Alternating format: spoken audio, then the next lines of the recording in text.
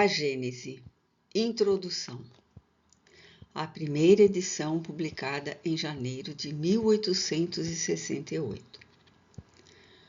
Esta nova obra é mais um passo dado para as consequências e aplicações do Espiritismo. Conforme seu título indica, tem ela por objeto o estudo dos 3 pontos, até hoje, diversamente interpretados e comentados: a Gênese, os milagres e as predições em suas relações com as novas leis que decorrem da observação dos fenômenos espíritas.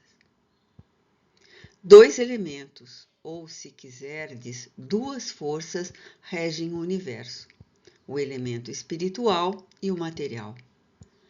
Da ação simultânea desses 2 princípios nascem fenômenos especiais, naturalmente inexplicáveis, desde que se abstraia de um deles, do mesmo modo que a formação da água seria inexplicável se se abstraísse de um dos seus elementos constituintes, o oxigênio e o hidrogênio.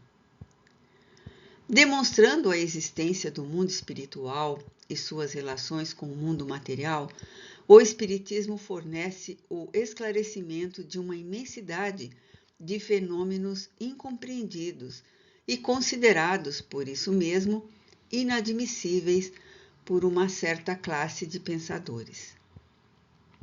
Abundam nas Escrituras esses fatos, e por desconhecerem a lei que os rege, é que os comentadores dos 2 campos opostos, girando sempre dentro do mesmo círculo de ideias, fazendo uns a abstração dos dados positivos da ciência, outros do princípio espiritual, não conseguiram chegar a uma solução racional. Essa solução se encontra na ação recíproca entre o espírito e a matéria. É exato que ela tira a maioria de tais fatos o caráter de sobrenatural. Porém, que é o que vale mais, admiti-los como resultado das leis da natureza ou rejeitá-los completamente? Sua rejeição absoluta arrasta a da própria base do edifício, ao passo que a admissão a tal título, suprimindo-se apenas os acessórios, deixa intacta a base. Tal a razão porque o Espiritismo conduz tantas pessoas à crença em verdades que elas antes consideravam meras utopias. Esta obra é, pois, como já o dissemos, um complemento das aplicações do Espiritismo de um ponto de vista especial. Os materiais se achavam prontos, ou, pelo menos, elaborados desde longo tempo, mas ainda não chegara o momento de serem publicados. Era preciso, primeiramente, que as ideias destinadas a lhes servirem de base houvessem atingido a maturidade. E, além disso, também se fazia mister levar em conta a oportunidade das circunstâncias. O Espiritismo não tem mistérios nem teorias secretas. Tudo nele é revelado claramente, a fim de que todos o possam julgar com o conhecimento de causa. Cada coisa, entretanto, tem que vir a seu tempo, para vir com segurança. Uma solução dada precipitadamente, primeiro que a elucidação completa da questão, seria antes causa de atraso do que de avanço. A importância do assunto que aqui tratamos nos impunha o dever de evitar qualquer precipitação. Antes de entrarmos em matéria, pareceu-nos necessário definir claramente os papéis respectivos dos espíritos e dos homens na elaboração da nova doutrina.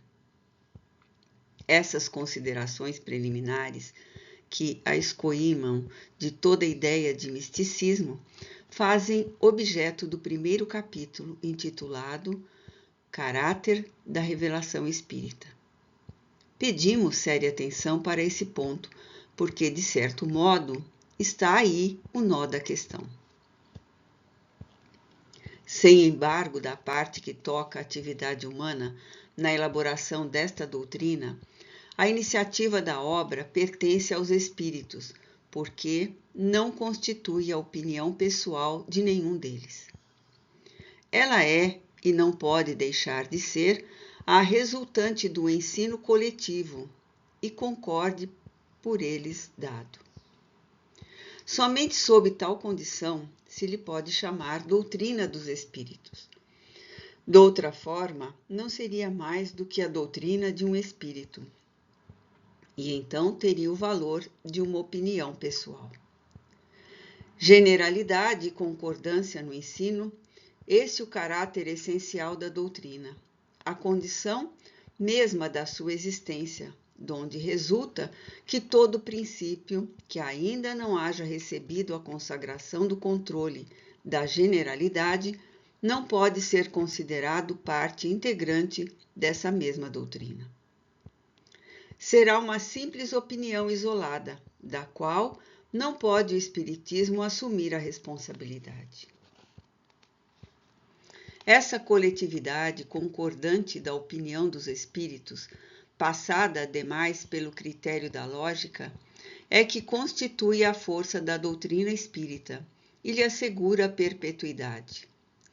Para que ela mudasse, fora mister que a universalidade dos espíritos mudasse de opinião e viesse um dia dizer o contrário do que tem dito.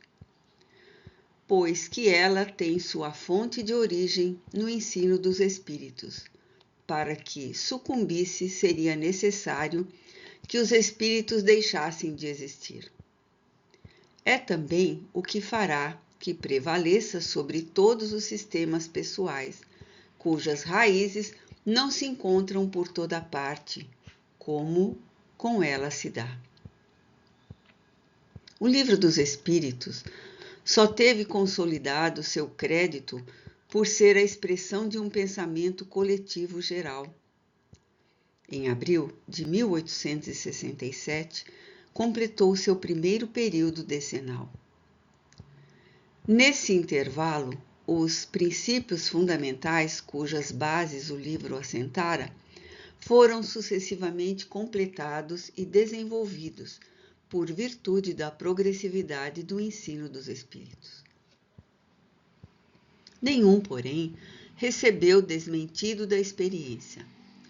Todos, sem exceção, permaneceram de pé, mais vivazes do que nunca, enquanto que todas as ideias contraditórias que alguns tentaram opor-lhe, nenhuma prevaleceu, precisamente porque de todos os lados era ensinado o contrário. Este é o resultado característico que podemos proclamar sem vaidade, pois que jamais nos atribuímos o mérito de tal fato. Os mesmos escrúpulos, havendo presidido a relação das nossas outras obras, podemos, com toda a verdade, dizê-las segundo o Espiritismo, porque estamos certos da conformidade delas com o ensino geral dos Espíritos. O mesmo sucede com esta, que podemos, por motivos semelhantes, apresentar como complemento das que a precederam, com exceção, todavia, de algumas teorias ainda hipotéticas que tivemos o cuidado de indicar como tais e que devem ser consideradas simples opiniões pessoais, enquanto não forem confirmadas ou contraditadas, a fim de que não pese sobre a doutrina a responsabilidade delas. Nota do editor. 1. Ao leitor cabe, pois, durante a leitura desta obra, distinguir a parte apresentada como complementar da doutrina daquela que o próprio autor considera hipotética e pessoalmente dele. Aliás, os leitores assíduos da Revista Espírita hão tido ensejo de notar, sem dúvida, em forma de esboços, a maioria das ideias desenvolvidas aqui nesta obra, conforme o fizemos com relação às anteriores. A revista, muita vez, representa para nós um terreno de ensaio, destinado a sondar a opinião dos homens e dos espíritos sobre alguns princípios, antes de os admitir como partes constitutivas da doutrina.